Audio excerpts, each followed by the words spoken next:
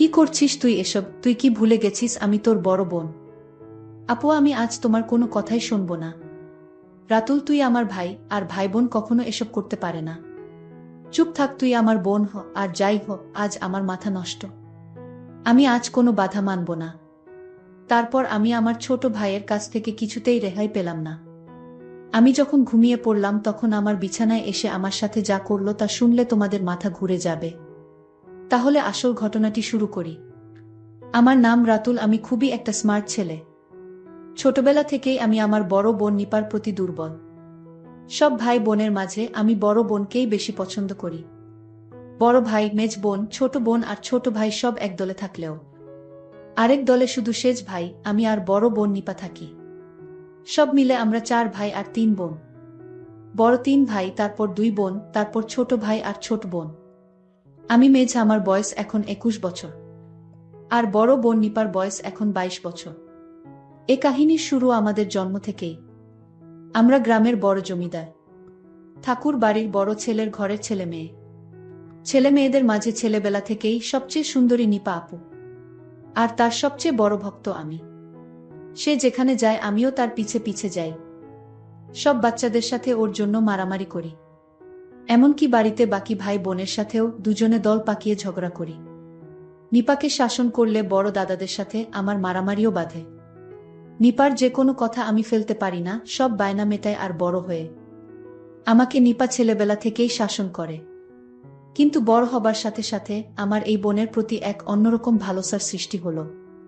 দিনে দিনে নিপা যেমন সুন্দরী হতে লাগলো, আমিও তাকে দেখে অবাক হতে লাগলাম। যে বয়সে আমার বন্ধুরা পাড়ার অন্য মেয়েদের নিয়ে ভাবত, সে বয়সে আমি নিজের বোনকে নিয়ে ভাবতাম। অবশ্য পাড়ার বেশিরভাগ পুরুষের নজরই নিপার রূপের উপর পড়ত। কিন্তু ভাই বলে আর সব ছেলেরা যেমন প্রকাশ্যে কোনো মেয়েকে নিয়ে নোংরা কথা বলতো, কিংবা প্রকাশ্যে মেয়েদের দিকে তাকাতো, তেমন কিছু আমি করতে পারতাম না। বরং কোনো ছেলে তার বোনের দিকে নজর দিলে পরে তাকে ভালো করে ধোলাই করতাম। মেয়েরা ছেলেদের আচরণ বেশ ভালোই বোঝে। নিপা আমার এই নতুন পরিবর্তন ধরতে পারেনি। তা কিন্তু নয়। সে বোঝে আমি তার এতটাই ভক্ত, আর তাকে এতটাই ভালোবাসি যে তার প্রেমেও পড়তে পারি। কিন্তু এই প্রেমের কোনো সমাধান নেই। কারণ সে আমার বোন। আমার বোনের হাতের রান্না ছাড়া আমি ভাত খেতে পারতাম না। বোন হিসেবে অনেক ভালোবাসি, তাই বেশি কিছু আশা করি না। বরং ওর মতো একটা বউ হলেই হলো আমার। যদিও তা আমি আর কোনোদিনই খুঁজে পাচ্ছি না। দেখতে দেখতে নিপা কলেজে উঠে গেল। আর নিপা আপু দিন দিন সুন্দরী হতে লাগলো। এদিকে আমাদের এই এলাকায় জাতিভেদ যুগ যুগ ধরে এক বড় সমস্যা। আমি এই জাতভেদের বিরুদ্ধে রুখে দাঁড়াই। বামপন্থীদের পক্ষে চলে যাই। ফলে আমার সাথে জমিদার ঠাকুরদার বিরোধ বাধে। এরপর আমার বাপ ভাই সবাই আমার বিরুদ্ধে চলে যায়। ঠাকুরদার চাপে আমি বাবা মাকে ত্যাগ করতে বাধ্য হই। আমি মা, মাসি, বোন আর বড় বোন নিপার কাছ থেকে বিদায় নিয়ে কলকাতা চলে আসি। এখন আমি সেখানে বিশাল বড় কোম্পানির ম্যানেজার। নিপা পরিবারে একা হয়ে যায়। ওর বয়স তখন 24 বছর। রোজ 2 গ্রাম পেরিয়ে কলেজে পড়তে যায়। এর মাঝে এক সুদর্শন ছেলের সাথে তার প্রেম হয়ে যায়। ছেলেটা চেন্নাইতে ডাক্তারি পড়ে। দুজনে পালিয়ে বিয়ে করে। জমিদারের ভয়ে ছেলেটার পরিবার গ্রাম ছেড়ে পালিয়ে শহরে এক বস্তিতে আশ্রয় নেয়। অনেক কষ্টে ছেলেটা পড়া চালিয়ে যায়। 1 বছর পর জমিদারের লোকরা একদিন ওর জামাইকে ধরে ফেলে। ওরা নিপার বাবার নির্দেশে ছেলেটার 2 পা মেরুদণ্ড ভেঙে দেয়। নিপা তখন 9 মাসের অন্তঃসত্ত্বা। ছেলেটাকে বাঁচাতে যে চিকিৎসার প্রয়োজন তা দেবার সামর্থ্য তার পরিবারের নেই। এমন বিপদের দিনে সে একজনকেই চিৎকার করে ডাকতে পারে, তার ছোট ভাই, অর্থাৎ আমাকে। স্বামীকে নিয়ে বোন কলকাতা আসে, আমাকে খুঁজে বের করে। আমি বোনের এই কষ্ট দেখে পাগল হয়ে যাই। আমি ওর স্বামীর চিকিৎসা করাই। কিন্তু আমার বোনকে স্বামীর পরিবার সহ একটা বস্তিতে থাকতে দেখে ভীষণ কষ্ট পাই।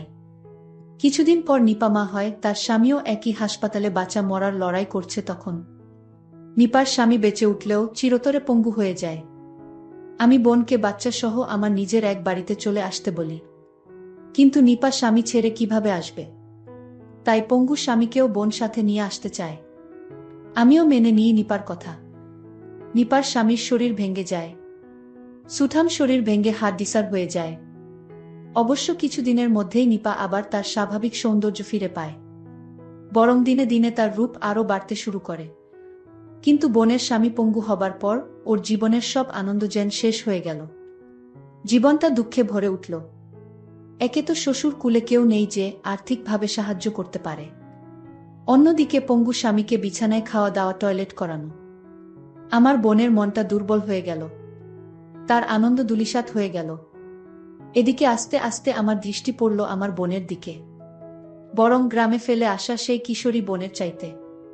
এখন আমার বোনকে অনেক সুন্দর লাগে, কিন্তু মনের মাঝে অনেক দ্বিধা কাজ করে। এই দোটানা কাটিয়ে অবশেষে সিদ্ধান্ত নিয়েই ফেলি, যা হয় হবে, একবার বোনকে। এইটুকু নিশ্চয়ই আমি আদায় করতে পারব বোনের কাছ থেকে। এটা করে আর ওর কোনো ক্ষতি হবে না, বরং ওকে সহ ওর বাচ্চাকে স্বামীকে ভরণ পোষণ করার গুরু দায়িত্ব যখন আমি পালন করেছি, তাই আমি বিশেষ কিছু দাবি করতেই পারি। আমি ভেবে নিলাম আমার বোনকে আমি বলবো আমি তার কাছে কি চাই। আমি আমার বোনকে বলতেই হবে, তাছাড়া আমার মনকে আমি স্থির করতে পারছি না।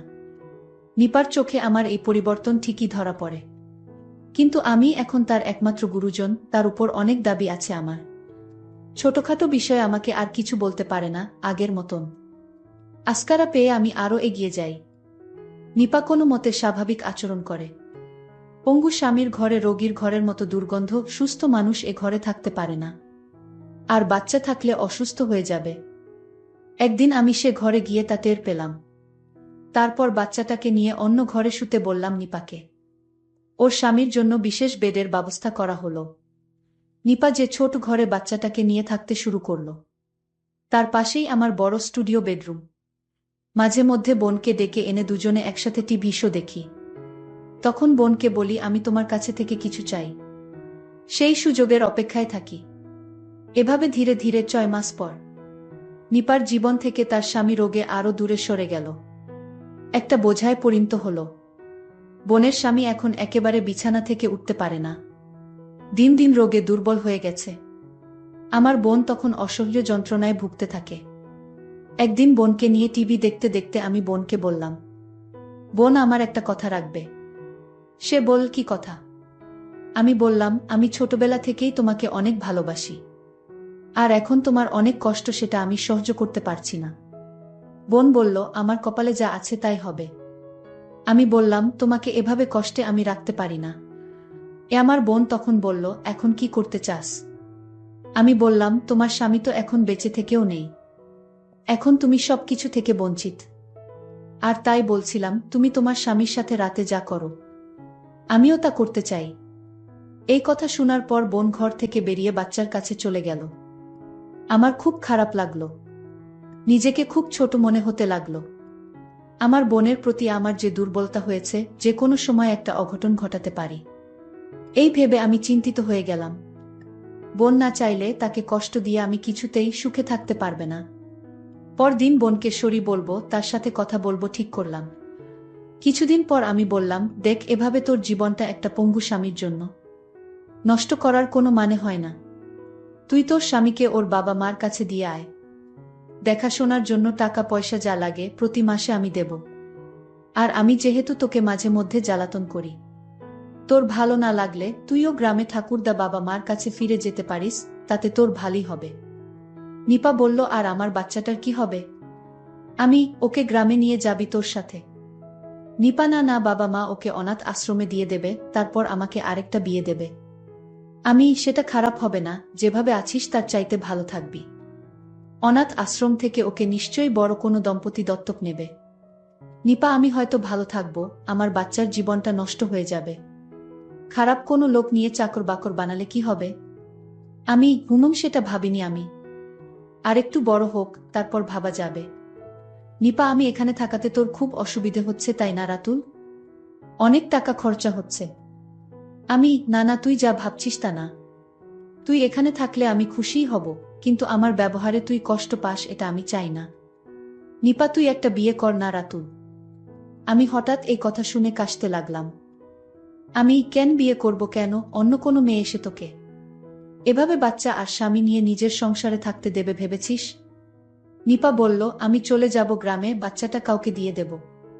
সুন্দরী একটা বউ হলে তখন আমাকে না জ্বালিয়ে ওকে জ্বালাবি তুই। আমি চলে যাব, বাচ্চাকে দিয়ে দেব বললেই হলো, এত সহজ? যত সব বাজে কথা। অন্য মেয়েকে দিয়ে আমার হবে না, আমার শুধু তোকে চাই। তুই কি পাগল হয়েছিস? আমি আর তুই ভাই বোন। ভাই বোনের মধ্যে এসব হয় না। হে, আমি পাগল হয়ে গেছি। আমি ছোটবেলা থেকেই আমি তোমাকে অনেক ভালোবাসি। ভাই এসব কেউ বলে না লক্ষ্মী ভাই আমার। তোকে আমি খুব সুন্দর দেখে একটা বিয়ে করাবো। তাও ভাই তুই এখন এসব বলিস না। তুই আমার ভাই। আমি মানি না ভাই আর বোন হোক, আমি তোকেই চাই। নিপা বলল, কি যে বলিস না তুই রাতুল। আমাকে দিয়ে তোর বউয়ের কাজ হবে নাকি? বিয়ে তো একদিন তোকে করতেই হবে। আমি অনেক হয়েছে নে, বিয়ে যেদিন করব সেদিন দেখা যাবে। করছি না তাই তুই তোর বাচ্চাটা নিয়ে এখানে ভালোই আছিস। খাল কেটে কুমির আনার দরকার কি তোর? তোর চাইতে সুন্দরী কোনো মেয়ে আছে নাকি যে বিয়ে করব? নিপা ধ্যাত, দেখ রাতুল, আমার সাথে অমন অসভ্য কথা বলবি না। নিপা লজ্জা পেয়ে অথবা রাগ করেই ঘর ছেড়ে বেরিয়ে গেল। ছোট ভাইয়ের এই আবদার আমার আর ভালো লাগে না। আমি যে এখন কি করি? পরদিন রাতুল অফিস থেকে ফিরে বোনের ঘরে গেল খাবার দিতে বলবে বলে। আমি খাবার দে নিপা। নিপা আসছি রাতুল, বাচ্চাটাকে ঘুম পাড়িয়ে। তারপর বোন আমাকে খাবার দিল। খাবার পর আমি বোনকে আমার ঘরে আসতে বললাম। বিছানায় শুয়ে কি করতে বলবো সেটা ভাবতে লাগলাম। আমি বললাম, আমার মাথাটায় আজ প্রচণ্ড ব্যথা, আমার মাথাটা একটু মালিশ করে দিবা। আমি আমার ভাইয়ের মাথায় মেসেজ করে দিচ্ছিলাম। ভাই তখন বলল, বোন তোর হাতে জাদু আছে। তুই আমার মাথাটা একটু মালিশ করে দিতেই মাথার ব্যথা চলে গেছে। তারপর আমি ঘুমিয়ে গেলাম। রাত যখন 2টা বাজে তখন আমার ঘুম ভেঙে গেল। আমি দেখলাম আমার বোন ঘুমিয়ে আছে। আমি আমার বোনকে দেখে আশ্চর্য হলাম। মনে হয় আল্লাহ নিজ হাতে তাকে বানিয়েছে। আমি আর কোনো কিছুই ভাবতে পারছি না। আল্লাহর সৃষ্টি কত সুন্দর। আমি আর কিছুই না ভেবে আস্তে আস্তে বিছানা থেকে উঠে বসলাম। আমি দরজাটা লক করতে ভুলে গেছিলাম, আর তাই দরজার কাছে গেলাম। দরজাটা লক করে আবার বিছানায় এসে বসলাম। তারপর আমি তার ঘনিষ্ঠ হতে শুরু করলাম। বোন তখন বিছানা থেকে উঠে আমায় বলল, কি তুই এখনো ঘুমাসনি? আমি বোনকে বললাম, আমার কিছুতেই ঘুম আসছে না। আমার বোন বলল, তাহলে কি করলে তোর ঘুম আসবে শুনি? আমি বললাম, আমি তোমাকে বউ হিসেবে দেখতে চাই, তাহলেই আমার ঘুম হবে। ঠিক আছে, তুই জানতে কি না জানিস না, আমি তোর আপন বোন না। আমাকে অনাথ থেকে তোর বাবা নিয়ে আসছিল। তোর বাবা একজন দয়ালু মানুষ, আর তাই আমাকে একদিন রাস্তায় কান্না করতে দেখে আমায় তোদের বাড়িতে নিয়ে আসে। আমার বয়স তখন 5 কি 6 হবে।